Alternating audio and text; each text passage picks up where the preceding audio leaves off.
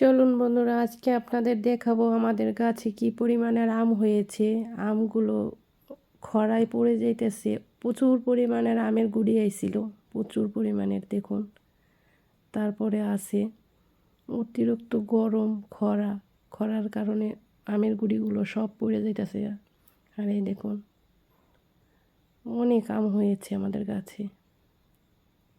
আমের ঠাল কাইটা আলান লাগছে, কেননা বিল্ডিংয়ে উপরে পড়ছে তো, তাই আমের ঠালগুলো কেটে ফেলেছি। কয়েকটা ঠালে প্রচুর পরিমাণের আমের করা হয়েছে। দেখুন,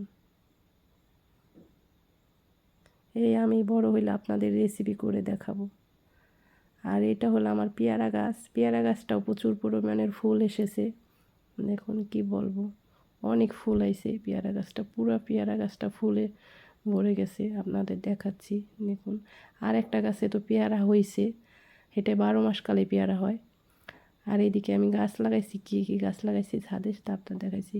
এটার ভিতরে ধুন্দুল গাছ আর কুমড়া গাছ লাগাইছি।